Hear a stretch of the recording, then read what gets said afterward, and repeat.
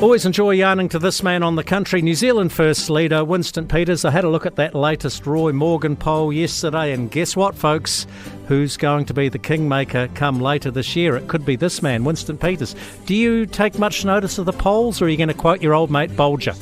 Well, I'm not going to swear on the program, but no, I don't have regard to the New Zealand polling system because, unlike other leading democracies, the erratic difference between the pollsters is so big that instead of trying to sort out the methodology to get it right and inform people properly, they keep on saying we're right and the others are wrong. And so you have 14% differences. Now, that is of no help to anyone. And as someone with a political science degree and has studied politics for a long time, I can't understand how they get away with it.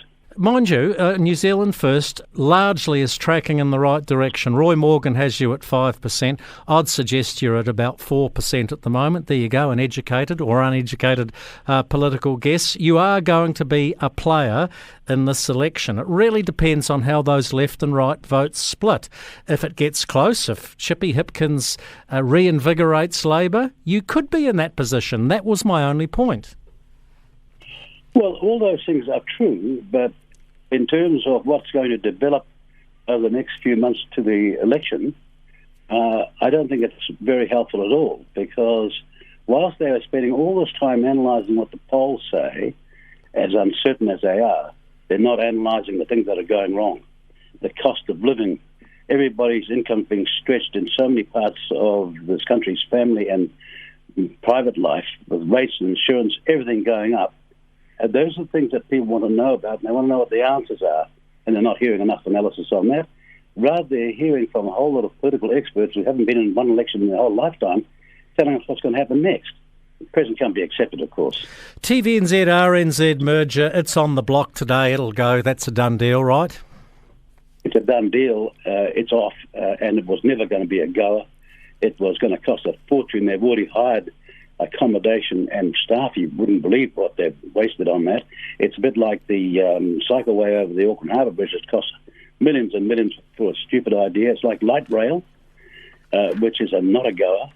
All these kind of things that some politicians put out by way of policy without the analysis behind it and the fiscals telling us how it's going to be paid for need to be examined from here on in. People need to understand when they're going to the vote that promises are one thing, but performance based on the past record is everything. Are you worried that David Seymour's cutting your lunch over co-governance? No, I'm not worried at all, because imitation is the most sincere form of flattery. But when it comes to analysing who's got the record of doing and saying what he says on this matter, and has for decades, with a party that said it's for decades, you just can't go out and steal some other party's policy and talk about this, that, when you... On the first question, well, why did you introduce the Maori ward system in the super city, which was brought in by an ACT minister out of cabinet at the time? His name was Rodney Hyde, who signed up the foreshore seabed and everything else that the National Party did when they signed the UN Declaration on Indigenous Rights. Who was parked up in Parliament with them? Well, the ACT Party was. How can this possibly be a record that the public can rely upon? Now, I know many of your listeners will be saying, well, that's a bit jarring, that's a bit unfortunate, but people need to know what is the record, not for political purposes, but for purposes of principle in politics that you can rely on. Should John Cleese remake Fawlty Towers? This is not an ageist comment, Mr. Peters, but when is old too old? Well, Warren Buffett leads Hathaways, which is one of the biggest funds in the world, with a man called Chung, who's much older than him, and about 10,000 people every year go to Omaha, Nebraska, to hear what they've got to say about the world going forward.